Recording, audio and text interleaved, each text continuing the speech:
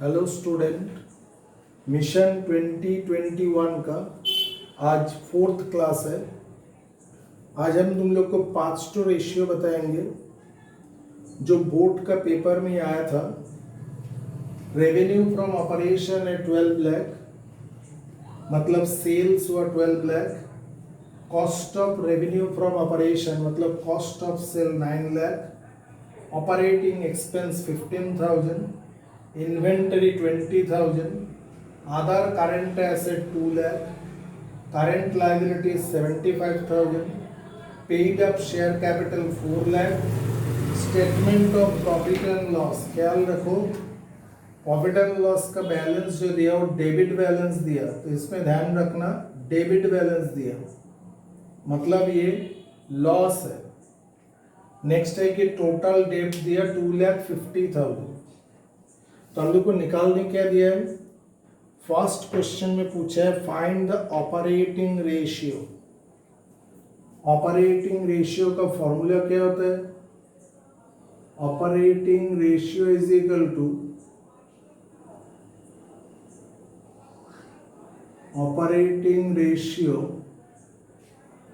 Equal to cost of revenue from operation, cost of revenue from operation plus operating expenses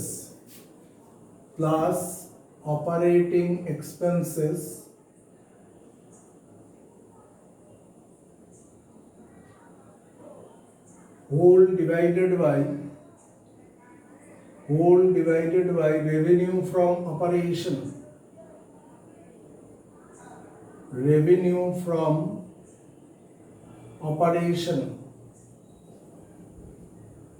multiply 100। Operating ratio को percentage में denote किया जाता है तो इसलिए मल्टीप्लाई 100। तो देखो यहाँ पे सारा इंफॉर्मेशन एकदम रेडीमेड है, जस्ट वैल्यू पुट कर दो। क्वेश्चन में दिया cost of revenue from operation जो हम लोग को पता है 9 लाख, और ऑपरेटिंग एक्सपेंसेस 15,000 और net revenue from operation 12 lakh. तो वैल्यू पुट करो। Cost of revenue from operation है 9 lakh plus operating expense 15,000 plus 15,000 divided by revenue from operation दिया हुआ है 12 lakh divided by 12 lakh multiply 100। तो इक्वल्स टू कितना आ रहा है 9,15,000 डिवाइडेड बाय 12 लाख मल्टीप्लाई 100। तो इक्वल्स टू कितना आ रहा है, इक्वल्स टू आ रहा है 9,15,000 डिवाइडेड बाय 12 लाख इंटू 100, 76.25%, 76.25%। अब एक इम्पॉर्टेंट पॉइंट सुन लो, इसको नोट रखोगे। इस क्वेश्चन में ऑपरेटिंग एक्सपेंस डायरेक्ट दिया हुआ था, लेकिन ऐसे भी हो सकता है कि ऑपरेटिंग एक्सपेंस तुम्हें डायरेक्ट नहीं दिया रहेगा। तो हम लोग को ये पता होना चाहिए कि ऑपरेटिंग एक्सपेंस में कौन सा एक्सपेंस आता है। ख्याल रखना, अगर क्वेश्चन पेपर में डायरेक्ट नहीं दिया रहेगा तो तुम लोग को ये याद रखना है operating expense is equal to office and administration expense, office and administration expenses plus selling and distribution expenses, selling and distribution expenses. तो अगर क्वेश्चन पेपर में ऑपरेटिंग एक्सपेंस ऐसे डायरेक्ट नहीं दिया रहेगा तो कैसे निकालोगे? तब क्वेश्चन में दिया रहेगा ऑफिस एंड एडमिनिस्ट्रेशन एक्सपेंस और सेलिंग एंड डिस्ट्रीब्यूशन एक्सपेंस, ये दोनों का टोटल होगा ऑपरेटिंग एक्सपेंस। जो ऑपरेटिंग एक्सपेंस टोटल आएगा वही हम लोग फॉर्मूला में सब्स्टिट्यूट करेंगे। ये था ऑपरेटिंग रेशियो। नेक्स्ट आ रहा है, क्वेश्चन में बोला है कि क्विक रेशियो निकालने बोल रहे हैं। क्विक रेशियो, क्विक रेशियो क्या फॉर्मूला होता है? Quick ratio is equal to, हम लोग कैसे निकालेंगे देख लो। Quick ratio is equal to होता है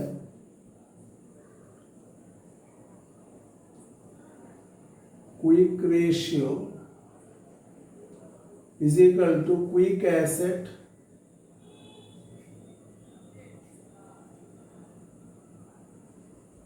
divided by current liabilities divided by current liabilities। तो देखो quick ratio quick asset divided by current liabilities. अब क्वेश्चन आ रहा है क्विक एसेट का मतलब क्या होता है? क्विक एसेट मतलब होता है, हम नीचे लिख दे रहा है, इसको थोड़ा नोट रखोगे तुम लोग। Quick ratio is equal to total current asset, total current assets minus inventory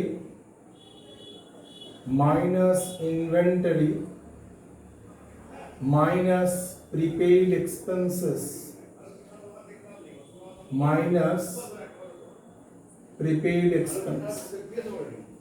अच्छा, तो क्विक रेशियो नहीं, ये होगा क्विक एसेट। क्विक रेशियो तो हम लोग वहां पे लिखेंगे, तो ये होगा क्विक एसेट।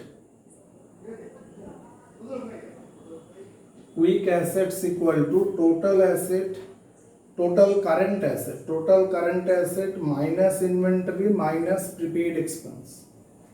अब इस क्वेश्चन को ध्यान से ख्याल करो। क्वेश्चन में क्या दिया हुआ है? क्वेश्चन में दिया है आधार करंट एसेट, आधार करंट एसेट। ख्याल करोगे, बहुत स्टूडेंट यहाँ पे मिस्टेक करके आता है। जब आधार करंट एसेट दिया और इन्वेंटरी को सेपरेटली दिया, तो इसका मतलब हुआ कि ये आधार करंट एसेट है एक्सक्लूडिंग इन्वेंटरी,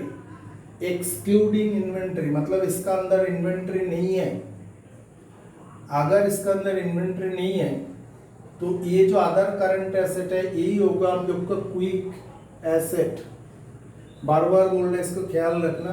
एग्जाम में बहुत स्टूडेंट ये मिस्टेक करके आता है। आधार करंट एसेट दिया और इन्वेंटरी सेपरेटली दिया। तुम लोगों को कंफ्यूजन के लिए दिया हुआ है। जब आधार करंट एसेट दिया रहेगा तो ये आधार करंट एसेट ही होगा तुम्हारे क्विक एसेट, क्योंकि यहाँ पे इन्वेंटरी सेपरेटली दिया। अगर यहाँ पे होता टोटल करंट एसेट, अगर यहाँ पे आदर्श के जगह लिखा रहता टोटल करंट एसेट, तो हम इस टोटल करंट एसेट को इन्वेंटरी माइनस करते, लेकिन यहाँ पे आधार करंट एसेट मतलब यही हो जाएगा हम लोग को क्विक एसेट।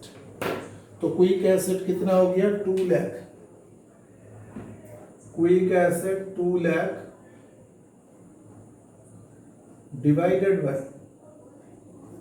Current liabilities. देखो क्वेश्चन पेपर में करंट लायबिलिटीज दिया हुआ है 75,000, तो 2 लाख डिवाइडेड बाय 75,000, तो 2 लाख डिवाइडेड बाय 75,000 करो तो आ रहा है 2.6666, तो मतलब हो गया 2.67 रेशियो 1, 2.67 रेशियो 1। ये था क्विक रेशियो। तो ये पॉइंट तुम लोगों को ख्याल रखना। क्विक एसेट क्या होता है इसको ख्याल रखोगे।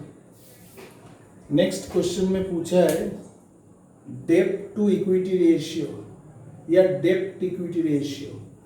तो ये हम हम लोग क्लास 1 फर्स्ट क्लास और सेकंड क्लास में हम डेब्ट इक्विटी रेशियो डिटेल्स में डिस्कस किए थे। तो चलो आज और एक बार इसको बता देंगे। डेब्ट इक्विटी रेशियो, डेब्ट इक्विटी रेशियो का फॉर्मूला क्या बोले थे तुम लोगों को याद है? डेब्ट इक्विटी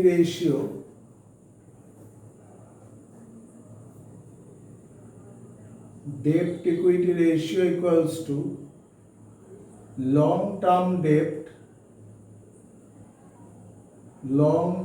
डेब्ट डिवाइडेड बाय shareholders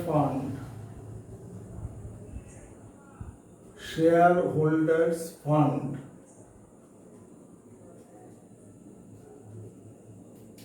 तो लॉन्ग टर्म डेब्ट्स और शेयर होल्डर फंड हम लोग को अभी पता करना पड़ेगा। तो देखो क्वेश्चन पेपर में तुम्हें किसी भी जगह में तुम्हें दिखाई दे रहा है क्या लॉन्ग टर्म डेब्ट दिया हुआ है? तो लॉन्ग टर्म डेब्ट में नॉर्मली क्या क्या आता है? लॉन्ग टर्म डेब्ट में आता है, हम फर्स्ट वीडियो सेकंड वीडियो में ही है, जो आज फर्स्ट टाइम देख रहे हो वो फर्स्ट और सेकंड वीडियो एक बार देख लेना। लॉन्ग टर्म डेब्ट में क्या क्या आता है? लॉन्ग टर्म डेब्ट इज इक्वल टू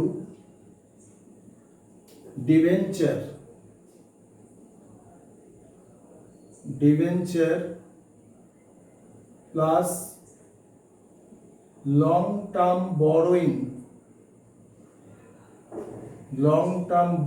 मतलब या लॉन्ग टर्म बोरोइंग या long term loan plus long term provision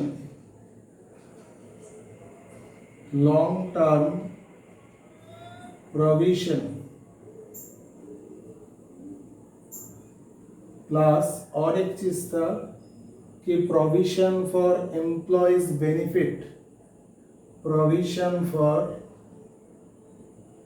इसको भी लॉन्ग टर्म डेब्ट कंसीडर किया जाता है। प्रोविजन फॉर एम्प्लॉयज बेनिफिट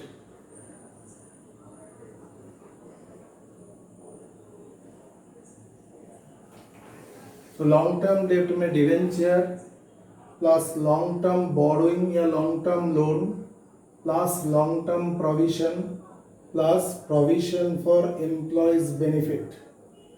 लेकिन इस पर्टिकुलर साहब में देखो किसी भी जगह में हमें लॉन्ग टर्म डेब्ट नहीं दिया हुआ है, तो कैसे निकालेंगे? तो हम लोग को पता है कि टोटल डेब्ट इज इक्वल टू क्या होता है? लॉन्ग टर्म डेब्ट प्लस करेंट लायबिलिटीज। टोटल डेब्ट इज इक्वल टू क्या होता है? लॉन्ग टर्म डेब्ट प्लस करेंट लायबिलिटीज। अब देखो क्वेश्चन पेपर में तुम्हें टोटल डेब्ट्स दिया हुआ है। टोटल डेब्ट देखो यहाँ पे लास्ट इंफॉर्मेशन है, टोटल डेब्ट 2,50,000 टोटल डेब्ट। तो हम इस टोटल डेब्ट की जगह लिख दिया 2,50,000 इक्वल्स टू लॉन्ग टर्म डेब्ट तो नहीं दिया हुआ है, अननोन, तो लिख दे लॉन्ग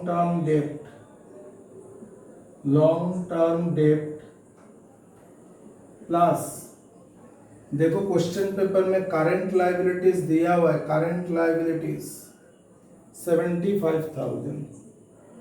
बार बार बोल रहा है क्वेश्चन में कुछ ना कुछ इंफॉर्मेशन होगा ही, तुम्हें सिर्फ खोज के उसको फॉर्मूला में पुट करना है।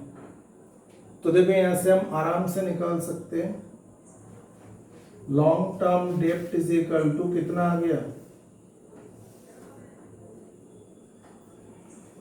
लॉन्ग टर्म डेब्ट इज इक्वल टू आ गया 1,75,000। 2,50,000 से 75 माइनस कर दो, 1,75,000। तो चलो इधर हम लोग को एक इंफॉर्मेशन मिल गया लॉन्ग टर्म डेब्ट, तो लिख दे 1,75,000 डिवाइडेड बाय, अब शेयर होल्डर फंड चाहिए। देखो अभी इंफॉर्मेशन में बाकी क्या बचा हुआ है? बाकी बचा हुआ है पेड अप शेयर कैपिटल और statement of profit and loss debit balance. तो share holder fund equals to क्या होगा? शेयर होल्डर फंड में क्या आएगा? शेयर कैपिटल और साथ में जो statement of profit and loss debit balance दिया, तो हम बोले थे statement of profit and loss debit balance मतलब लॉस। जब किसी कंपनी का प्रॉफिट होता है तो उसका शेयर होल्डर फंड इंक्रीज होता है, अगर किसी कंपनी का लॉस होता है तो शेयर होल्डर फंड डिक्रीज होता है। तो यहाँ पे share holder fund is equal to क्या हो जाएगा? Share holder fund is equal to shareholders fund is equal to paid up share capital। ये paid up share capital जो 4 लाख है, तो paid up share capital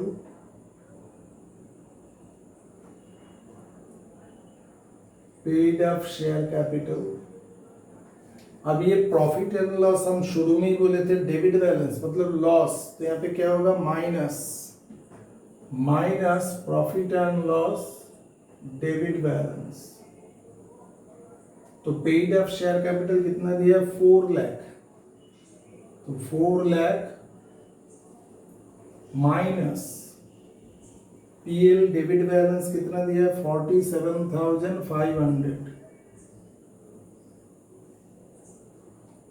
तो 4 लाख से 47,500 माइनस कर दो तो आएगा 3,52,500। 3,52,500। तो अब इसमें पुट कर दो 3,52,500 इजिकल टू कितना आ रहा है? 1,75,000 डिवाइडेड बाई 3,52,500, तो आ रहा है 0.496:1। 0.496:1। इसको तुम ऐसे भी लिख सकते हो 0.5:1, क्योंकि 496 मतलब क्या होगा? इसको तुम, हम लोग पता है डेसिमल में 4 के बाद इधर 5 या 5 से ज्यादा होता है तो 1 ऐड हो जाता है, तो ये 0.5:1 भी लिख सकते हो। नेक्स्ट हम लोग क्वेश्चन में पूछा है प्रोप्राइटरी रेशियो। प्रोप्राइटरी रेशियो, तो प्रोप्राइटरी रेशियो क्या होता है? प्रोप्राइटरी रेशियो होता है share holder fund divided by total asset. मतलब बिजनेस का जो टोटल एसेट है उसका कितना पोर्शन प्रोप्राइटर्स ने कंट्रीब्यूट किया। तो प्रोप्राइटरी रेशियो होता है share holder fund divided by total asset. तो चलो प्रोप्राइटरी और ratio formula. Proprietary ratio equals to share holder fund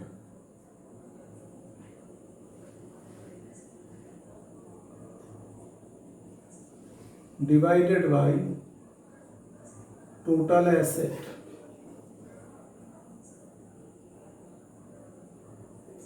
share holder fund divided by total asset. अब देखो तो पूरा क्वेश्चन पढ़ के किसी भी जगह में तुम्हें टोटल एसेट दिखाई दे रहा है? टोटल एसेट मतलब क्या होता है?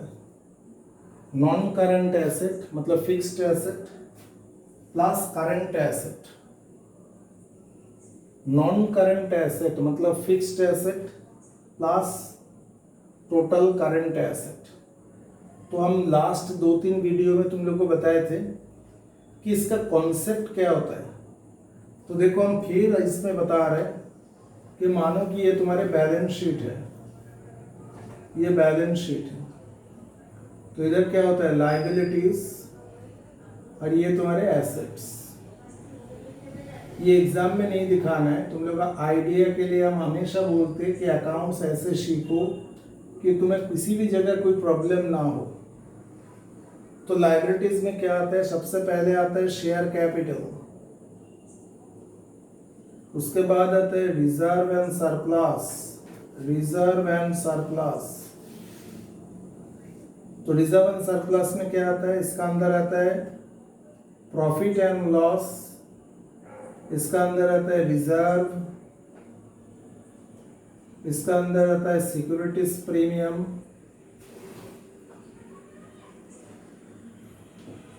नेक्स्ट क्या होता है नॉन करेंट लाइबिलिटीज।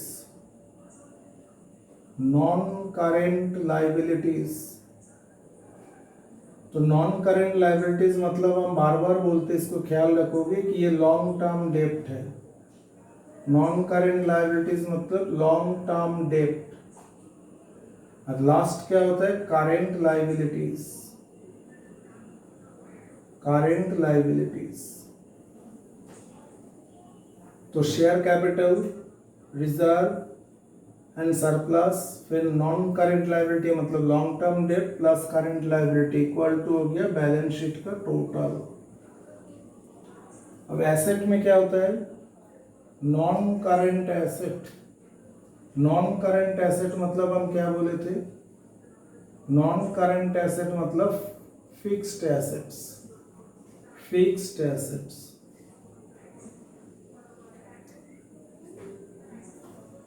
नेक्स्ट क्या है करेंट एसेट्स। करेंट एसेट्स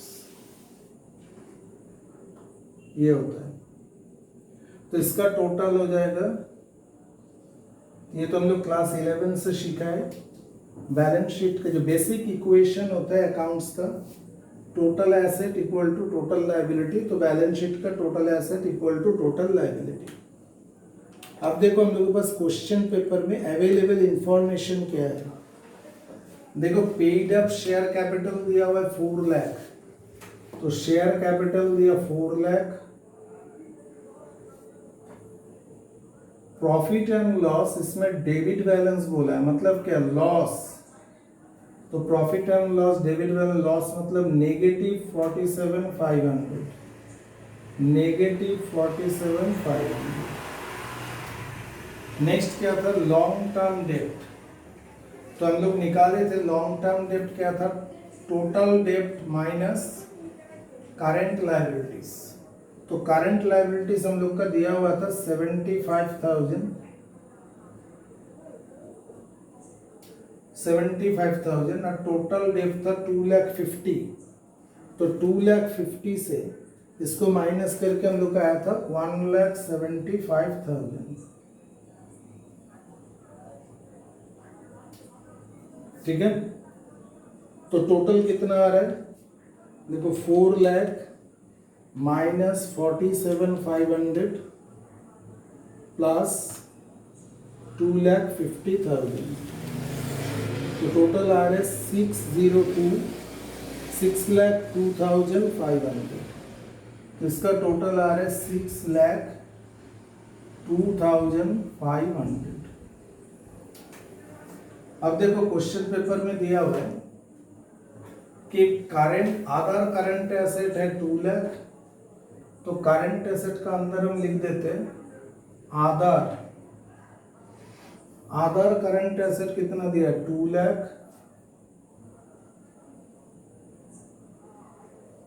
और इन्वेंटरी वो भी करंट एसेट होता है, तो इन्वेंटरी दिया है 20,000।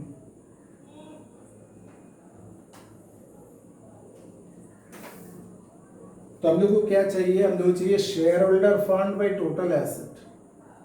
तो देखो शेयर होल्डर फंड हम पहले ही निकाले थे जब हम लोग डेब्ट इक्विटी रेशियो किया, तो और एक बार बोल देते शेयर होल्डर फंड हमेशा ख्याल रखना ये शेयर कैपिटल से लेकर reserve and surplus, share capital plus reserve and surplus ये होता है शेयर होल्डर फंड, ख्याल रखना ये शेयर होल्डर फंड। तो शेयर होल्डर फंड क्या हो गया 4 लाख से 47,500 माइनस करोगे तो आएगा कितना 3,52,500, तो शेयर होल्डर फंड हो गया 3,52,500।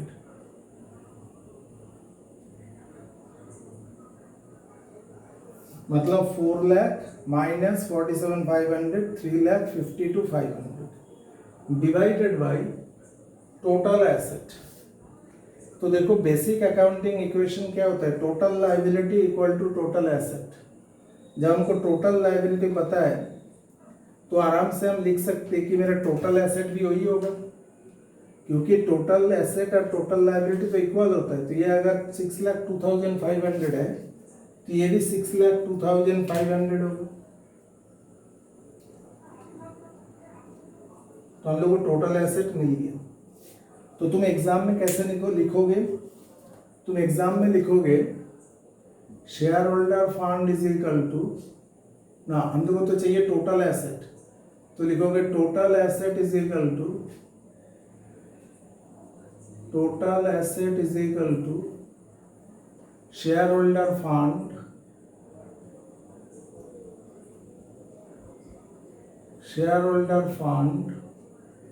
ये आ गया share holder fund plus total डेप्ट, ये हो गया टोटल डेप्ट। क्वेश्चन पेपर में दिया हुआ है ये टोटल डेप्ट, लॉन्ग टर्म डेप्ट प्लस करंट लायबिलिटी होता है टोटल डेप्ट, तो प्लस टोटल डेप्ट।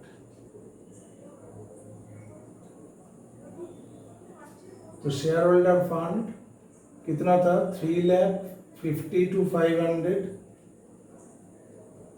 प्लस टोटल डेप्ट था 2,50,000 तो इक्वल्स टू आ रहा है 6,02,500। तो डिवाइडेड बाय टोटल एसेट 6,02,500 तो इज इक्वल टू कितना आ रहा है 3,52,500 डिवाइडेड बाय 3,52,500 डिवाइडेड बाय 6,02,500 तो आ रहा है 0.585:1, 0.585:1। ये हो गया proprietary ratio. Last formula, last इसमें पूछा है कि working capital turnover ratio, working capital turnover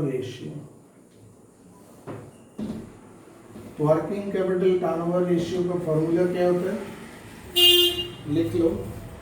working capital turnover ratio equals to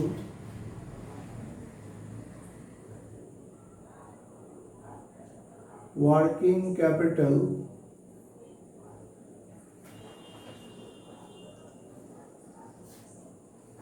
turnover ratio is equal to revenue from operation divided by working capital. Revenue from operation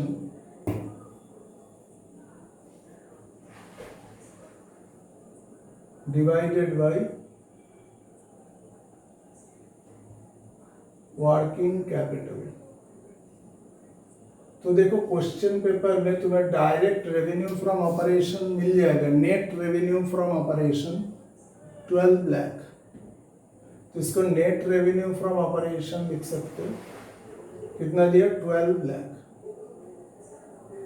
अब divided by working capital, तो हम लोग को पता है working capital is equal to क्या होता है, working capital is equal to total current asset minus total current liabilities. Total current assets minus total current liabilities.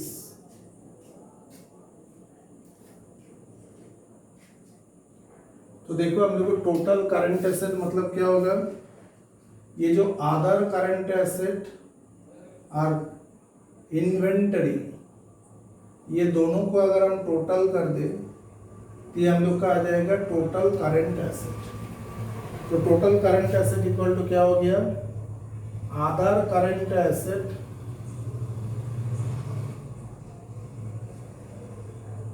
Plus inventory minus current liabilities.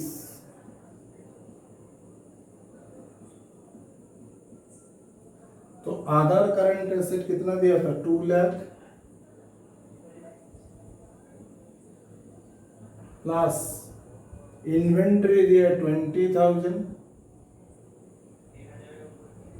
Minus current liabilities दिया 75,000।